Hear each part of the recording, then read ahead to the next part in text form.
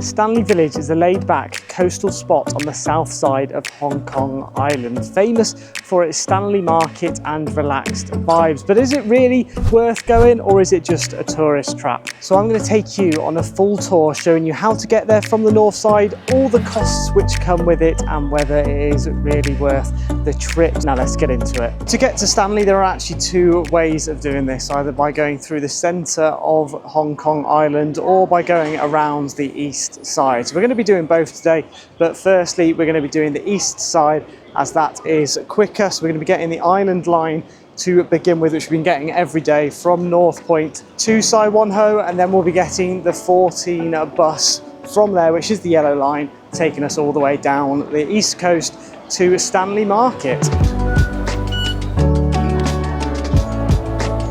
So that took us around 10 minutes, which is not bad at all, and it cost 6 Hong Kong dollars, which is less than £1. And now we just got to head over to the bus stop, which is a less than 1 minute walk. Well, it's literally just as you come out here, number 14, where we'll be taking that then all the way to Stanley Village.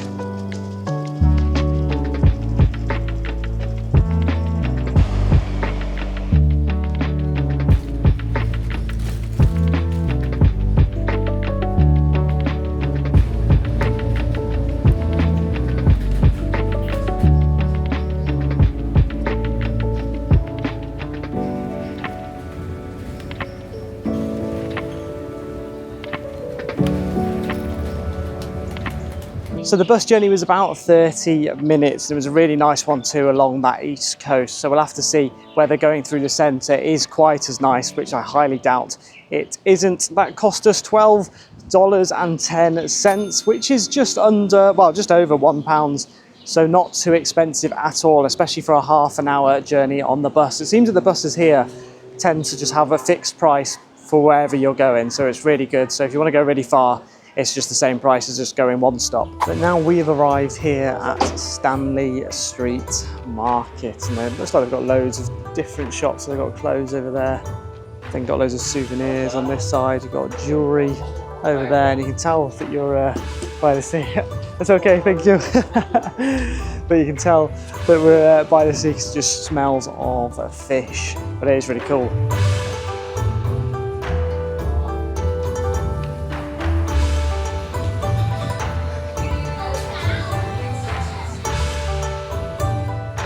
So there are quite a lot of shops in there, and there's actually some like real stuff as well. Well, we think it's real because it's the same price as real, but there's like Osprey bags, loads of other different types of suitcase brands and stuff like that. They've got a dog barbers here for some reason too, but unfortunately they don't really have any like street food, which you were hoping for. They do have like one deli and that's about it, but there is a plaza just around the corner now where we're going to go and check that out and see whether they've got any food. And now we are at Stanley's Beachfront, and it looks beautiful, I have to say. Maybe this is sort of like the area where people go if they're going on a holiday somewhere, if they want a beach, rather than going in the very busy city of Hong Kong. But look at how incredible that looks. It's still a little bit cloudy. I don't know whether it stays cloudy for like most of the year anyway here in Hong Kong, but it's luscious and green as soon as you come out from the city centre, and it's beautiful, so you have to come visit.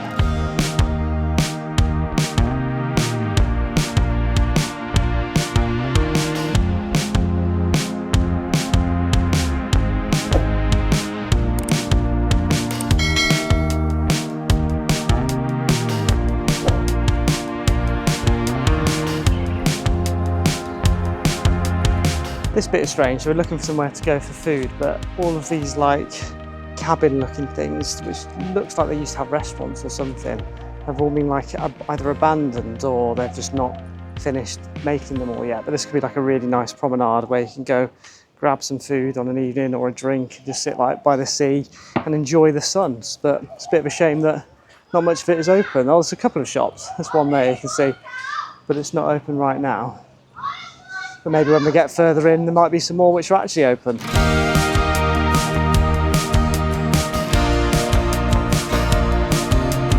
One thing we've noticed is that it's quite westernised around here, and all the restaurants have a lot of Western food too, like pizzas, fish and chips, hamburgers, all the usual stuff.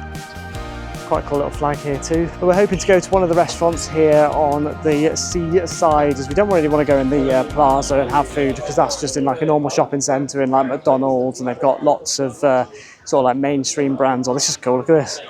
It's a McLaren car here. Wow, that looks amazing, the 720S. It does feel like people are quite rich here, although that one has got a parking ticket on it. But I'm sure they can afford that parking ticket. But yeah, we're now going to go and head over. We've spotted one that we quite like the look of, and they sell dim sum. And I've not actually had dim sum yet. So hopefully we should be able to get some more nice food, because I've enjoyed all of it so far whilst being here in Hong Kong. So for food, we have stopped off at Zola, which has got great views of the sea. Well, I say great views, but they've actually got some work going on right there at the moment. But hopefully at some point they'll get that work done and the views will be even better. But it is now time to try some of our food. So I've got the dim sum, and Beth has got the vegan tacos. The avocado here looks so green, it looks so nice, so we'll have to give that a try. But let's try the shrimp wonton to begin with.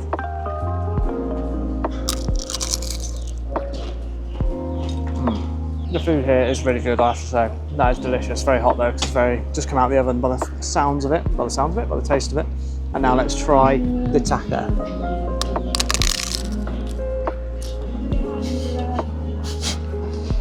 I think I've destroyed that taco. It's gone pretty much everywhere. So Beth's not happy with me. And now we have finished our food, and I have to say it came to 315 Hong Kong dollars, which is just over 30 quid for that. And that is pretty ridiculous, I'm not going to lie. Very expensive, very touristy sort of prices along the promenade just there. And the food wasn't even that great either. The tacos just didn't really have much flavour to them. The shrimp wonton was actually quite nice though. And the samosas and the spring rolls were okay, but for 30 quid, that's a bit of a madness. But now we're gonna take a look around the plaza. So by the looks of it, it's mainly just sort of more restaurants, KFC, Pizza Hut, got some form of restaurant there too. Other restaurants up there, 360 Supermarket. They have got a small shop here, which sells what looks like some sort of beachy things. Got surfboards, shoes, skateboards. But I do have to say that the shopping and the restaurants on the north side of the island are 10 times better. There's so many more options, and really most of this stuff is closed and deserted. There is a little bit of a viewing deck too, but you don't really get that amazing views, to be honest. I'll probably get some better drone shots in just a second. But yeah, it's a nice place to go if you want to go by the beach, go in the sea and stuff, just relax. But in terms of if you want much to do, I don't think there is that much to do around here on the south side of the island. That is going to be it though for Stanley Village. And if I were you, I would probably say if you're staying here, it's fine, I'd come visit. If you're a tourist, you don't really need to visit. There's a few nice things to go and see, but apart from that, there's not that much to it, and it is a bit of a tourist trap in terms of how much everything costs. But now we're going to start making our way back to our hotel, because I need to get my washing done, otherwise I'll be going out tomorrow naked. So with the central route, all you need to do is take bus number 63 back to North Point. So we're hoping it should be a little bit cheaper, but we'll have to see. On the route though, there is Ocean Park, which is also meant to be one of the best things to do whilst you are here on the south side of Hong Kong Island. And it's basically a theme park. I think it may have some water related stuff too, like an aquarium and other things like that. So if you do want to do that, you can do, but it's a little bit out of our budget. I believe it's around £50 per adult, so fairly expensive.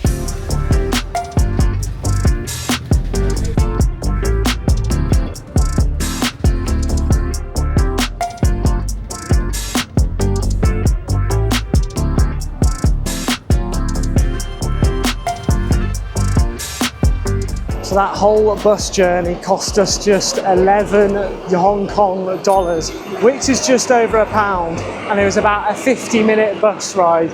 But it was really cool to actually see the whole of Hong Kong from the upper deck of a bus. So I have to say that it is definitely worth doing it. It was really cool to see not just the countryside and all how beautiful it is, but also seeing how people live in the flats where they've got like their washing hanging from like 40, 50-story flats just outside their own window, and how small the flats look too. It'd be really cool to have a look inside one of them one day, but unfortunately we're probably not going to be able to do that while we're here this time. It is also a lot cheaper than doing the hop on and off bus, which is around £40 per person. So you're basically paying like 30, maybe £35 just for the commentary as you go around. Whereas if you just take the public buses, I know you don't get the commentary and stuff telling you what everything is, but it's just so much better to explore it that way than doing it with the hop on and off bus. But we're now going to get a tram, so one of these which is actually just coming in now, which will hopefully take us to our restaurant. I forgot what the name of the restaurant is, I'll have to let you know once we get there, but it's basically near to Victoria Park where the Sip Sip Rooftop Bar is, where we're going later on. So we've just been dropped off by the tram and it cost us $3 Hong Kong, which is around 29 pence, so not bad at all for a 15-minute journey. And now we're heading over to Din Tai Fung, which is just over on the opposite side. One thing we have noticed actually in Hong Kong is that when the red man's on, no one crosses. I don't know, I need to look it up whether it's like illegal to jaywalk, but no one crosses when it's on red man, and everyone waits till green, even though it's obvious that there's no one coming, so it's really strange. What we didn't actually realise is that this restaurant is in the Michelin Guide for Hong Kong, so we thought it was going to be really expensive, but it's actually not too bad. It's still pricey, but not as bad as we thought it was going to be. But here is all the food. So we have got the usual steamed buns, which look incredible. We've got the sui mai, or I don't know how you say it, it could be su mai like Ronaldo. We've got the dumplings, and then Beth's got like a cold dish with like aubergine and tofu, which is called braised gluten. So don't know what that's going to be like. It sounds not the best, but it probably will taste pretty good. But we've tried pretty much everything before. We've not tried one of these su mais though, so we're going to give one of these a try. I think it's got pork and shrimp in it, and then rice too, which you can see obviously on the top. Right, here we go.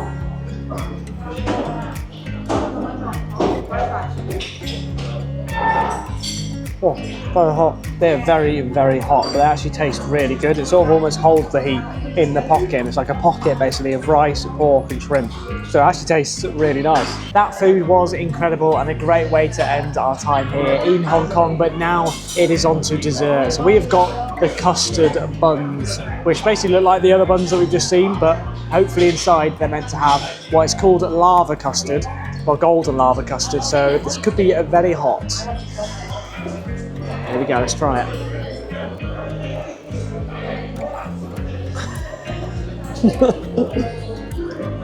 Custard's really nice. Now I popped the top to try and cool it down and let it just squeeze all out the top just then, so I'm gonna have to eat it this way.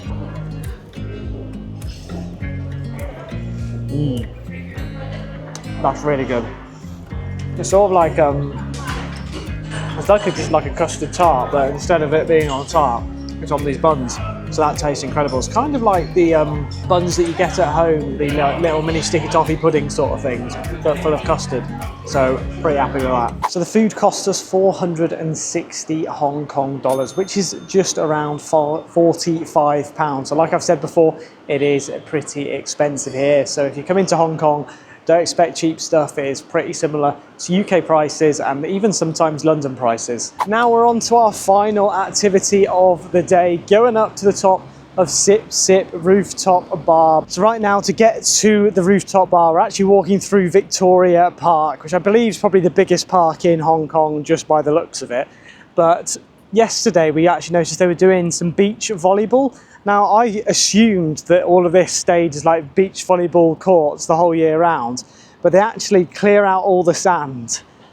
And then I don't know where they put it. They obviously store it somewhere or just take it to a beach. I don't really know what they do with it all.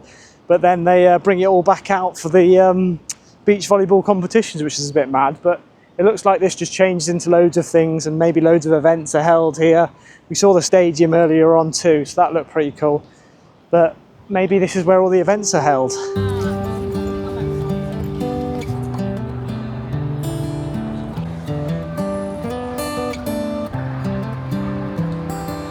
That part was so cool. It literally had pretty much every sport that you wanted to do. So it had like volleyball courts, had badminton courts, tennis courts, a swimming pool. They had basketball, pretty much anything you could name, you could do there, probably apart from like golf and a few other things like that. So living around here would be great, as you could just get involved in so many different sports.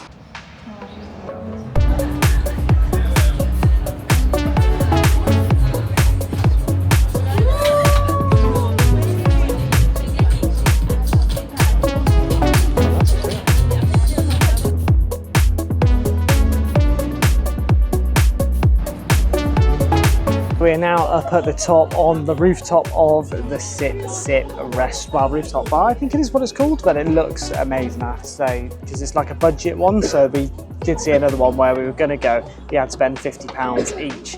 So if you are going on a budget and you do want to go up to the rooftop bar, this is a really good one to go to. We've got the Sing Tao, still really expensive though, the drinks. This was I think it was £7-ish, so about 78 dollars. And then Beth's got a soft drink, which was like Sprite, and that was $50, which is around £5. But let me show you the view, because that is why we are here. Look at how incredible that is. Hong Kong looks amazing at night when it's all lit up. You see some boats, ferries that we were on yesterday going across the river. You've got Victoria Park, which is literally just down here, which you can see, and then all of the other buildings in the background, which we've been walking in and around over the last like 4 days, I think it is now. But we're just going to sit here, enjoy our drink, and then head back down to the bottom to collect our washing. So we've collected our washing and are now heading back towards the hotel. We're going to stop off at a 7-Eleven to get ourselves some breakfast, maybe like a drink or something, and then head to bed. It's quite funny actually, we were just walking down one of the streets a second ago, and we can see like wet patches on the floor, and sometimes you get like dripped on and stuff. We were wondering what it could be, but it sort of clicked after we've just done our washing now, that there's so many apartments sort of like above all these shops and stuff, that the people hang all their stuff outside the windows, and so as soon as someone's done their wash, if you're standing underneath it, you're probably going to get soaked. So we spent 33 Hong Kong dollars in 7-Eleven getting ourselves a croissant. So Beth got herself some breakfast bars, and that was it. And now we are heading back to the hotel. But we actually looked up whether jaywalking was illegal, because everyone stops at all of these traffic lights. Turns out it is. So we've crossed the road a couple of times illegally whilst we've been here, and apparently the police enforce it, and if they do enforce it, it's a 2,000 Hong Kong dollar fine, so it's about £200 fine, which is actually crazy for just walking across the road. But yes, we now know that, so we're not going to do that again, even if we know for sure that we can cross. But I am going to end the vlog here in the pitch black, so if you did enjoy, smash that like button and subscribe if you're new. And tomorrow we're going to be heading over to the next country, which is the Philippines. We'll be flying from Hong Kong into the Philippines, which will be amazing. So I'll see you all in tomorrow's vlog.